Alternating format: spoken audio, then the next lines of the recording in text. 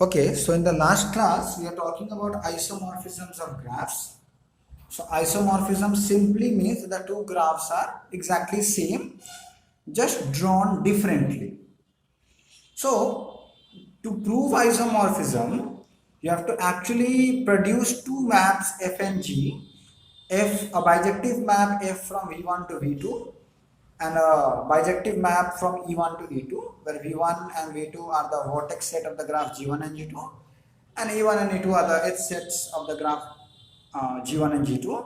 But only producing two bijective maps from vertex set to vertex set and edge set to edge set is not possible. You have to check one more extra condition that already mentioned, that if E1 is an edge in G1 having the having the endpoints U1 and V1, then the edge of E1 should have the endpoints f of U1 and f of V1. Okay, so this was the condition. You have to write this for all the edges. You all have sent me the homeworks, but some of you have only written for one edge and concluded. No, if you have to write for all the edges. Okay, we see that E1 and so on. E1 is an edge, or you can just draw a table like thing and you can show it, but you have to show that for every possible edge. Okay, then we saw some necessary condition to be isomorphic. That means if G1 and G2 are isomorphic, that means, remember, this is just a necessary condition.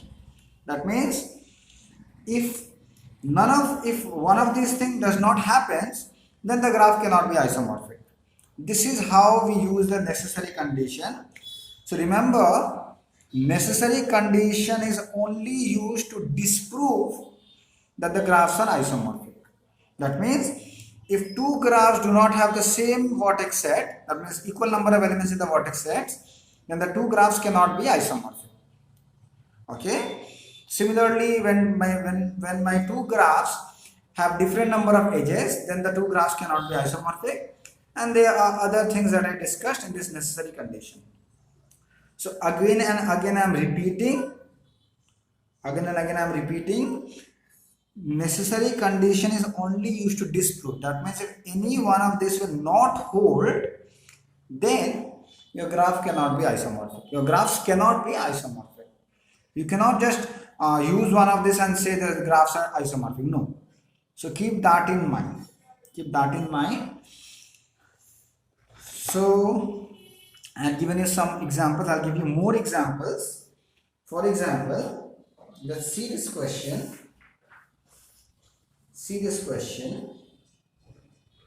Suppose I'll give this question number 4 possibly.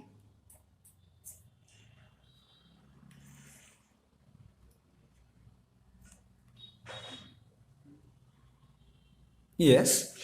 So consider these two graphs.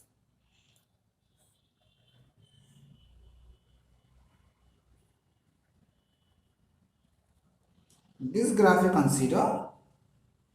Okay, one more edge is there and a vertex is there. So 1, 2, 3, 4, 5 vertex, and consider this graph.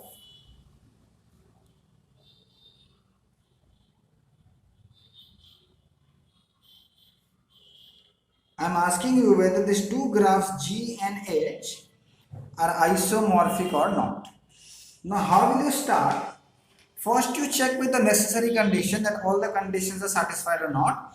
If not, then you try to find the two bijective maps satisfying the condition. Okay. So first we check the vertex set 1, 2, 3, 4, 5. 5 vertices and 1, 2, 3, 4, 5. 5 vertices. Alright. That means there is a chance of them to be isomorphic. Not sure, but there may be a chance. Edge 1, 2, 3, 4, 5. 1, 2, 3, 4, 5. Okay, good enough. So these two are same. But again, you cannot conclude that the graphs can be isomorphic. Let's see this condition. Let's write down the degree sequence. So what is the degrees? 1, 2, 2, 2, 3. So we write down the degree sequence 1, 2 in the increasing order. Remember 2, 2. You cannot write 3, 2, 2. Degree sequence should also always be in the increasing order. So 1, 2, 2, 2. So this is the degree sequence of the graph. That means, is it? Oh, no, then I made a mistake. Consider this, no? Then I made a mistake.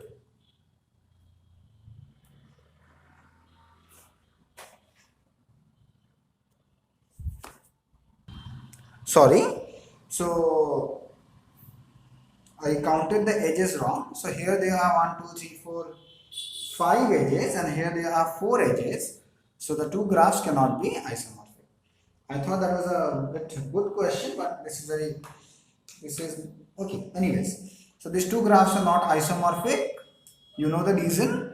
So G is not isomorphic to H. The two graphs cannot be isomorphic. Okay. Suppose they two had same number of edges. Suppose, okay, then what you can see, I can see a cycle here and there is no cycle here.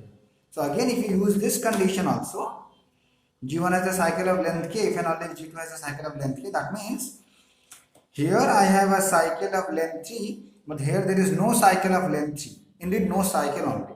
So these two graphs cannot be isomorphic. But they have set a very pretty easy question, that here the number of edges is 4, here the number of edges is 5. So definitely they cannot be isomorphic. Okay. So I'll give you a homework to do. The homework is this, which is asked in the exams. Draw two graphs. So try this out. If you cannot do it, you ask me, I will help you in the next class. Draw two graphs having the same degree sequence.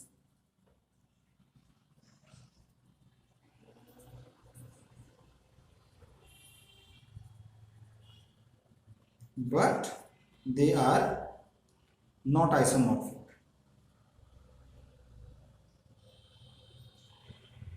That means you have to draw two graphs having the same degree sequence. Still the graphs are not isomorphic. So remember, I am just telling you to show that this is only the necessary condition but not sufficient. That means if the two graphs have same degree sequence, they may not be always isomorphic. If the two graphs do not have the same degree sequence, they cannot be isomorphic. But even if the two graphs have the same degree sequence, you cannot conclude that the two graphs are isomorphic. So try to find an example for this. Draw two graphs having same degree sequence, but they are not isomorphic.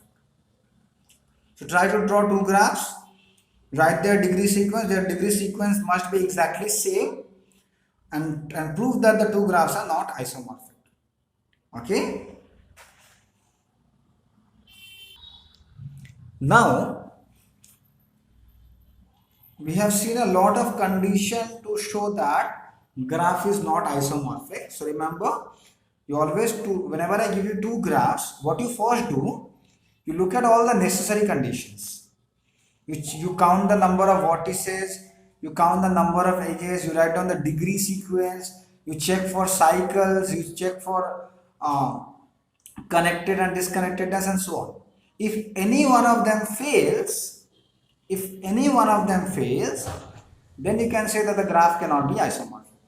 But even if all of them are true, or all of these conditions are true for the given graphs, then also you cannot conclude that the two graphs are isomorphic. So again and again I am repeating the same fact. Please do not do this mistake. When I ask you to prove isomorphic, you have to prove it actually. You cannot take help from the necessary conditions. So even if all the necessary condition holds, you cannot conclude that the graphs are isomorphic. You have to write a vigorous proof for that. So again, what is the problem with the proof that we have done for isomorphism? That means you have to produce two maps, a very tough job, and not only the two maps should satisfy a very weird condition, and checking that condition is really irritating. So the next theorem will give us a way to prove things easily. So this is what the theorem says, and this again I'll be using to prove two graphs as isomorphic. So the theorem is this. This is only true for simple graphs. Two simple graphs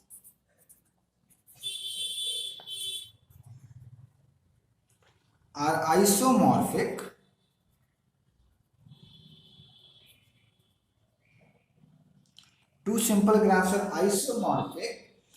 if and only if. So this is necessary and sufficient condition. Their vertices can be labeled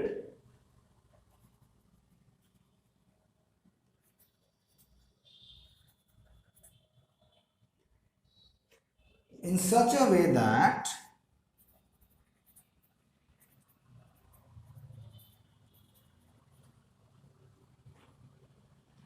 the corresponding adjacency matrix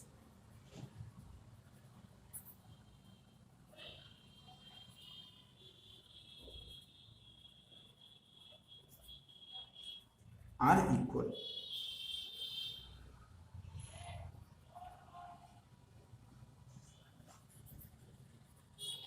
So this is very helpful for us.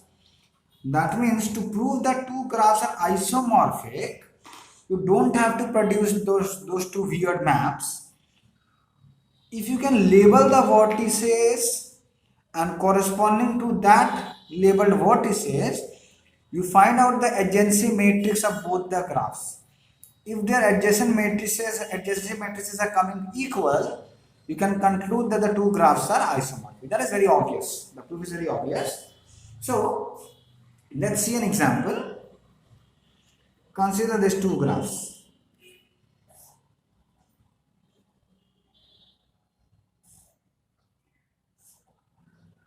So 5 cycles, these graphs are called as 5 cycles, and consider star,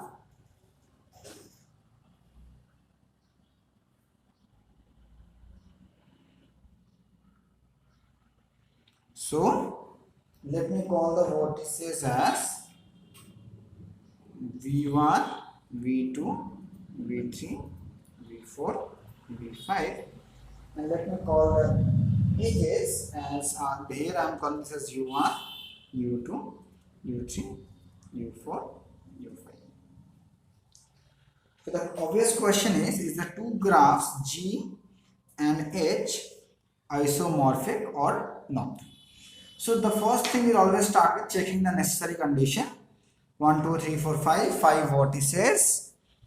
1, 2, 3, 4, 5, 5 vertices. So the two may be isomorphic. The first necessary condition has been satisfied. Edges 1, 2, 3, 4, 5. 1, 2, 3, 4. 1, 2, 3, 4, 5. Okay, 5 edges again. Second necessary condition has been satisfied. What is the degree sequence? 2, 2, 2, 2, 2. The degree sequence 2, 2, 2, 2, 2. Both are two regular graphs. A cycle is there of length 5. A cycle is there of length 5. So you see, connected, simple. All the necessary conditions are true. But still, you cannot conclude directly that two graphs are isomorphic. You have to show a proof. So, how to prove that two graphs are isomorphic? Either produce those two maps or take help from the adjacency matrix. So, you label the vertices in such a manner that their adjacency matrices are exactly same. So, let's see how will I do it. Okay. So let's see how will I label, define f from v1 to v2, and assuming that v1 is the vertex set of this graph and v2 is the vertex set of this graph, you may write down that by this. So this obviously we have to do it. Okay. So f of v1, f of v2, f of v3, f of v4,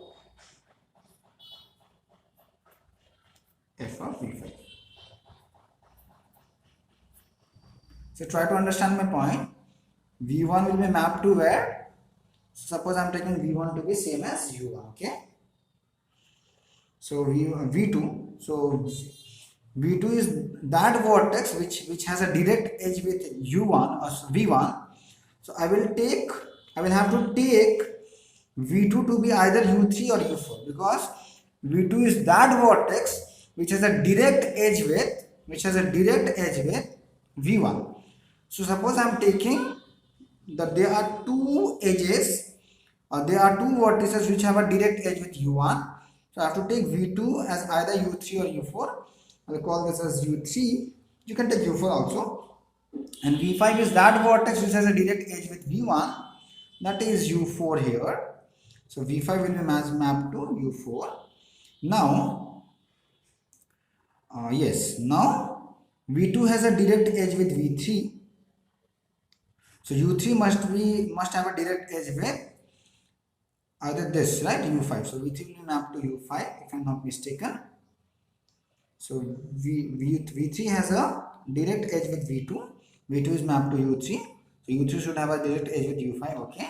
And what is the remaining one? u4. So u1, u2 is missing. So u2 will be there. Yes. u1, u2, u3, u4, u5. So my claim is this is the map. But remember, only doing this is not enough. You have to find the map H also and satisfying those conditions. But instead, what I will do, I will find the adjacency matrix of this graph with respect to the labeling v1, v2, v3, v4, v5, and I'll find the adjacency matrix of this graph not with respect to u1, u2, u3, u4, u5. I'll find with respect to u1, u3, u5, u2, u4. If you find with respect to this ordering, you will see that their adjacency matrices are not same. So you have to find in terms of like this. So let's find their adjacency matrices. I hope you remember how to find the adjacency matrices. So what I will now do is we find out you write all those things. I'm just skipping the thing. Adjacency matrix of the graph G. So remember, how do you find the adjacency matrix? So here we write v1, v2, v3, v4, v5, v1, v2, v3, v4, v5. Okay. Let's find. So because the graph is simple, all the diagonal entries will be 0. Okay, I'll write that down.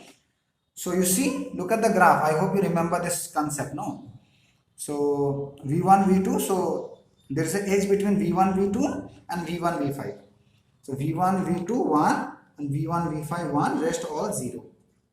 And because the graph is always symmetric, you can also write down the diagonal entries like this.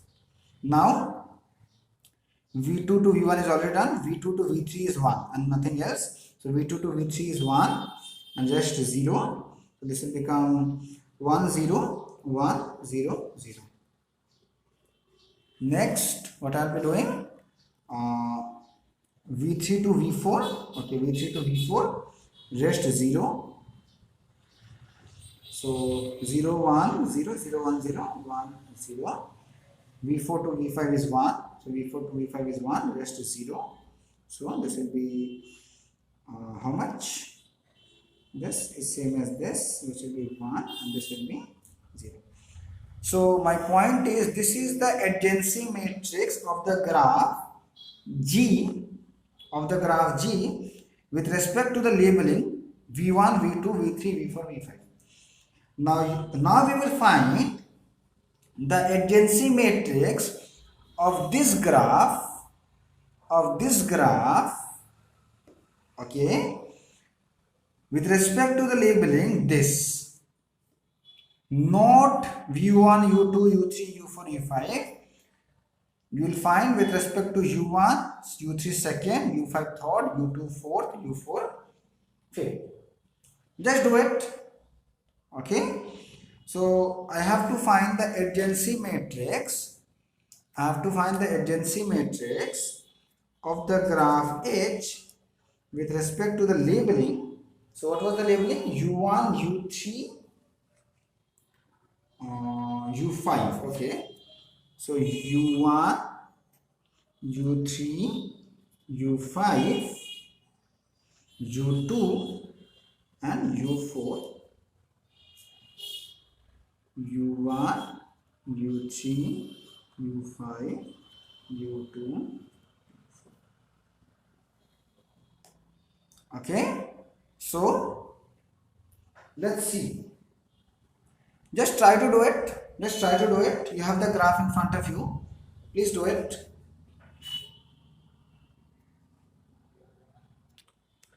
So please do it by yourself. You will get this also as, please check. You should get this.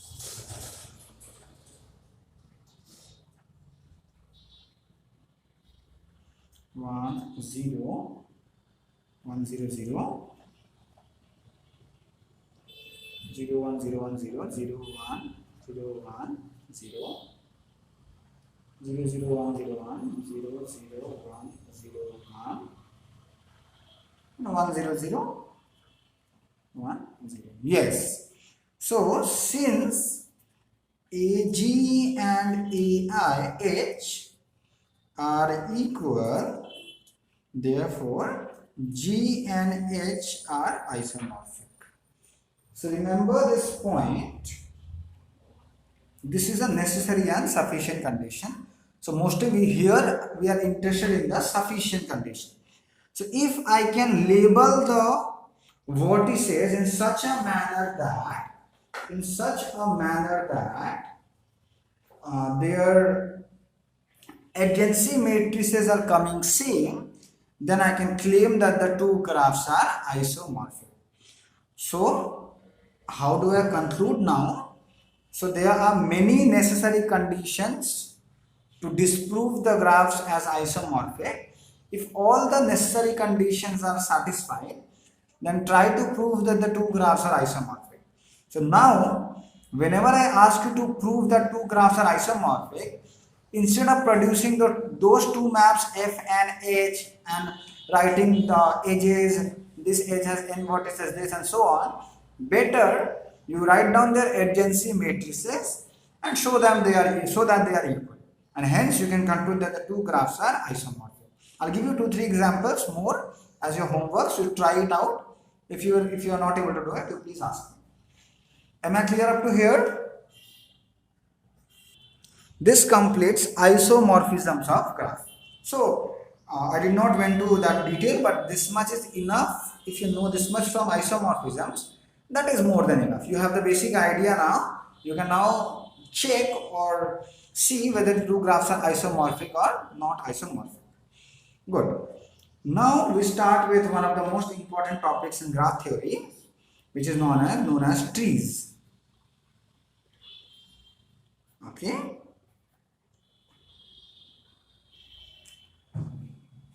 So we'll be talking about trees and forest. So what is the motivation behind defining the trees? So we all have learned chemistry, right? We all have learned chemistry.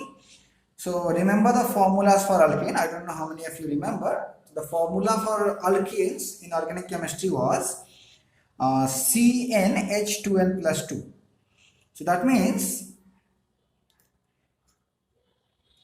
let me write down the formula for butane. Butane is C4H10.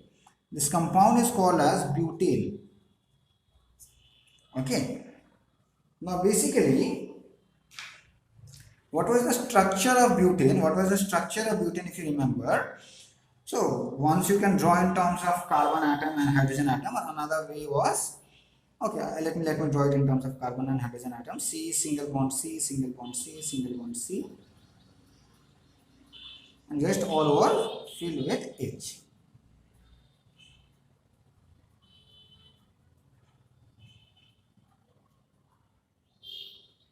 Okay, all over filled with H. So this is what is called as the structural formula for butane. Now, is this the only way to draw butane?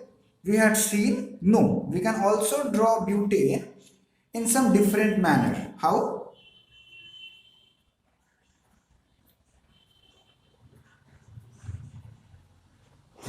Something like this.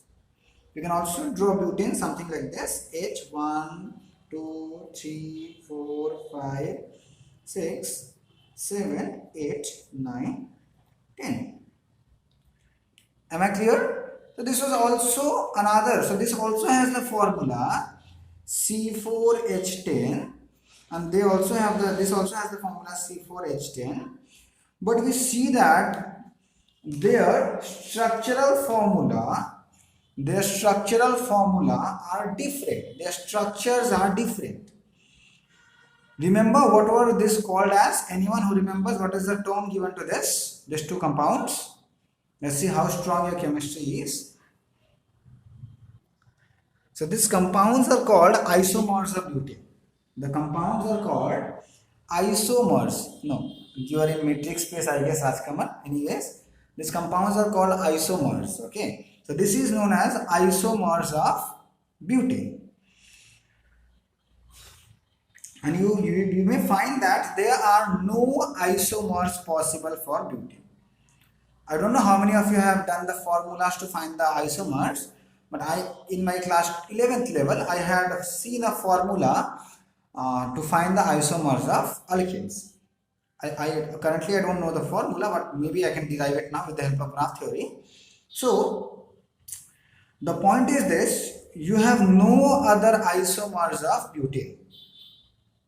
Okay. Similarly, pentane has 3 isomers. But think of a very complicated alkane having suppose 10 carbon atoms. How many isomers can that compound have? Okay, so that is the question that we are asking now. So how many isomers can a compound having 10 carbon atoms has? So to get that answer, we have to see something interesting.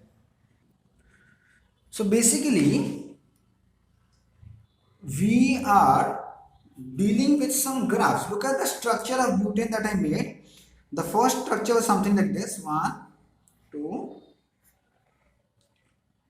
These are the 4 carbon atoms. And there was one hydrogen atom here, hydrogen atom here, hydrogen atom here.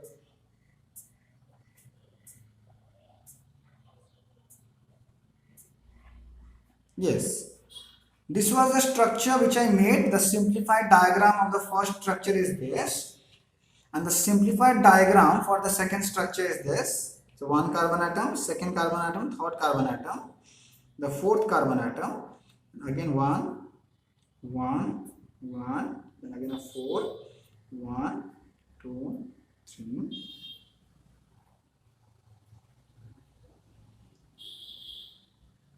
Okay, aren't these two graphs? These are some graphs. I can think that this is a graph G, this is another graph H. So the two structures of butane that I drew in the last page are basically these two graphs, graph G and graph H. Let me ask you a very simple question. Are these two graphs isomorphic or not? Are the two graphs isomorphic or not? Okay, I would like to mention one thing. So just I'm writing like this: C, C, C, C, and this is C, C, C, and C, and just all are H. In terms of chemistry, if I see, not in terms of graphs, basically, these two graphs are not isomorphic because here what I am seeing that any carbon atom, or there are 2 carbon atoms here which are linked to only 2 carbon atoms, right? But here I can find a carbon atoms which are linked to 3 carbon atoms.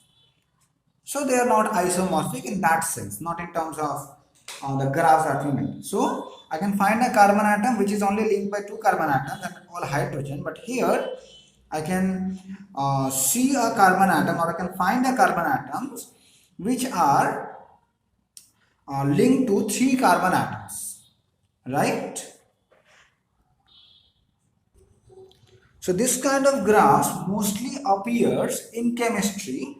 So you want to study the properties of this kind of graphs.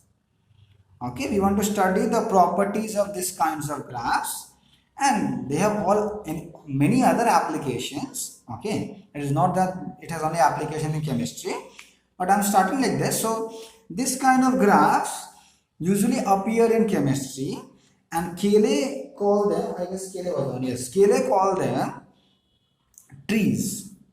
These graphs are called as trees. So what is a tree? You can see all of these graphs are always connected.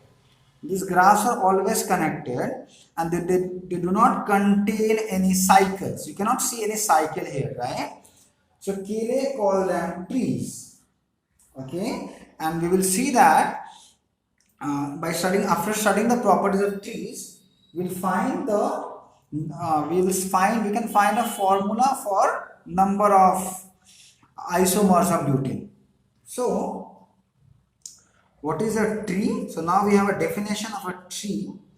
What is a tree? This is a tree. A graph that is connected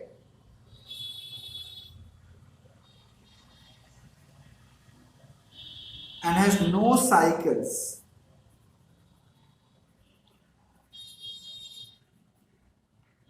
is called a tree. So Cayley coined this name tree. So a graph which is connected and contains no cycle is called a tree. So remember, if my graph has a cycle, that cannot be a tree, and if your graph is disconnected, that cannot be a tree. So to be a tree, the two conditions must be satisfied: the connected property and containing no cycle. So a graph which has both of these properties are called as trees. You can see here these two graphs are trees because they do not have any cycle and they are connected. You already know the meaning of connected. Okay. So we will now term a term called as acyclic. What is the meaning of the term acyclic? Acyclic means those graphs which contain no cycle. So graph containing no cycles is termed as, or is called as, acyclic graph. So thus, what is a tree? What is a tree? Connected graph plus acyclic graph equals to tree. So keep this in your mind. A graph that is connected and acyclic, a graph that is connected and acyclic is called as a tree. A connected acyclic graph is called as a tree. Am I clear? The first thing that we want to see is the examples. Examples of tree I have already shown in the above part of the page, but again I'll be showing you some examples. So look at this graph. Look at this graph.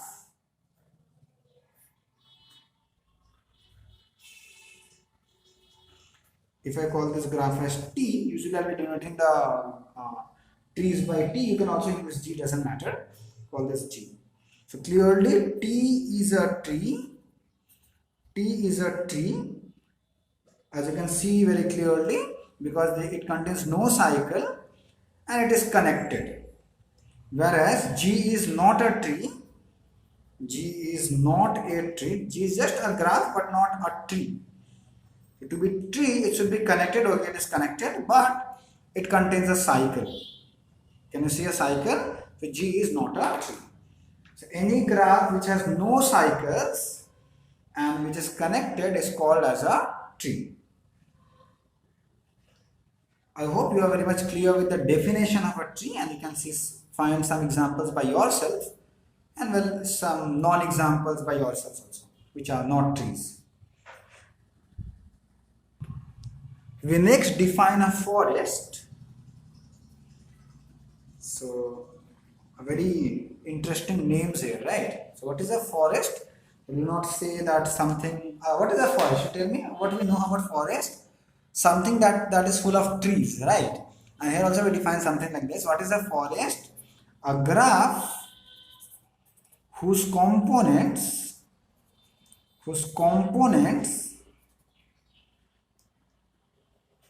actually a disconnected graph, because if the graph is connected, that is only about trees. So a disconnected graph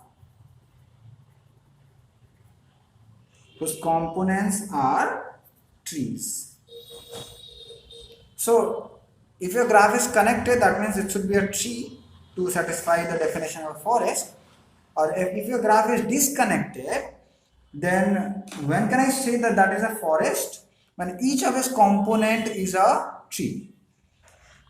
So what I mean by this,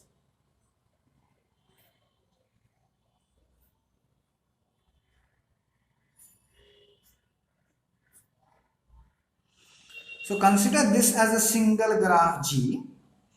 Consider this as a single graph G. So see here, this is not a tree itself. Why? Because it is disconnected. You cannot find a path from here to here. But if I consider this as a single graph, it is disconnected. But if I look at the components, this is a component, this is a component, this is a component. All the components are trees. This is a tree, this is a tree, this is a tree. So therefore, G is a forest. So we know what is a forest, anything that is full of trees. Here also we have defined forest in the same way. Anything whose components are trees is called as a forest. So we will be not that much interested in forest, but we will be interested in what is called as trees. Okay, we will be interested in what is called as trees. So, but I just give you the definition of forest, but we will be mostly interested in trees. So let me draw a tree. Tree. Suppose I am naming the tree as T.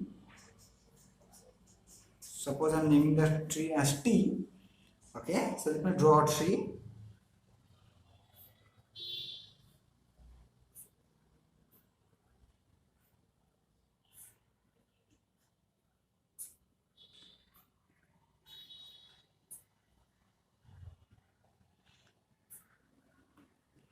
So you can see this is a tree.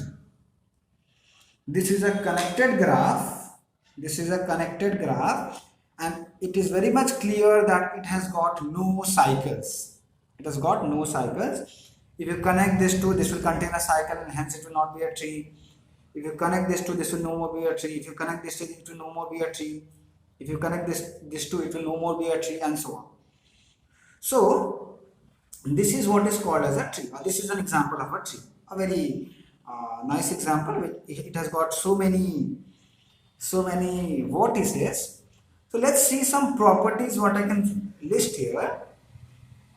So the first thing that I have seen here is that, let's count the vertices. 1, 2, 3, 4, 5, 6, 7, 8, 9, 10, 11, 12, 13, 14.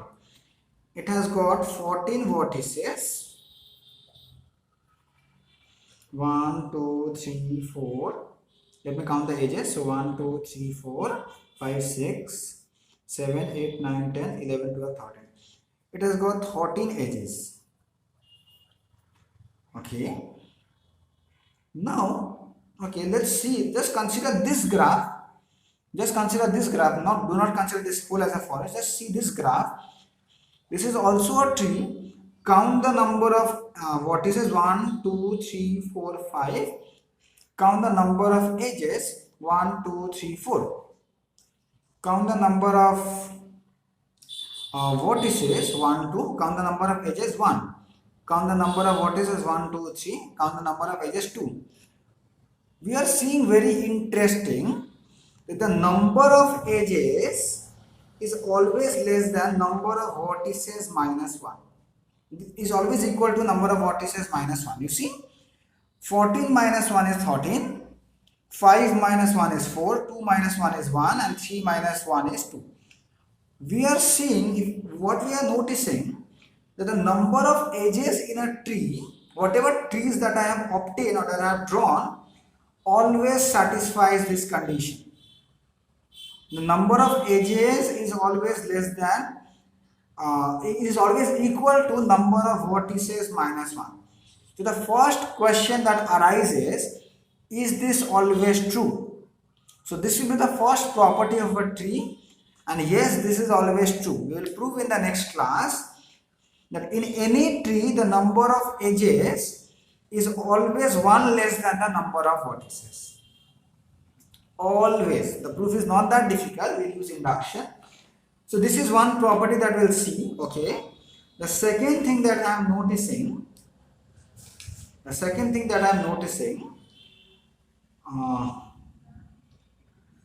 there are 1 degree, or there are vertices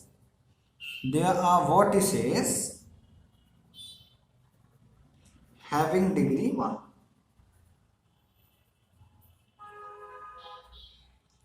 So this is the second thing I am noticing. There are many vertices here which have degree 1. See, they have degree 1 and so on. This is again a tree. It has 2 vertices having degree 1, 2 vertices having degree 1, degree 1, degree 1, degree 1, and so on. So the obvious question that arises, if I give you any tree, can you always find vertices having degree 1? Again the answer is yes. Again, that is a property of a tree that we will be doing in the next class. But the third interesting property is this. So this being a tree, it is connected. That means from any vertex to any other vertex, there must exist a path. That is the definition of connectedness. 1, 2, 3. This is the path. But the question is there any other path? Because if you see, if I draw this kind of graph, which is not a tree definitely.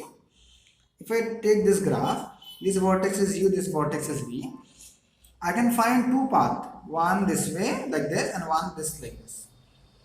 But if my graph is a tree, I can obviously find a path because the graph is connected. So look at the path. This is the path from this blue vertex to this blue vertex.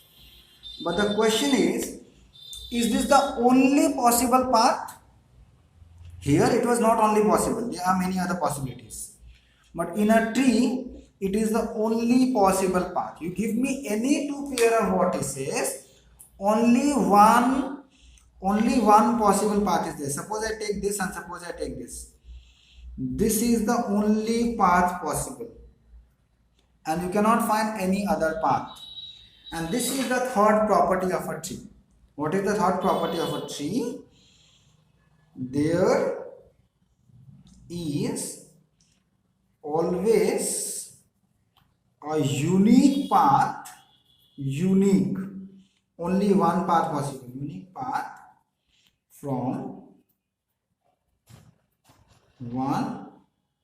any vertex to any other vertex.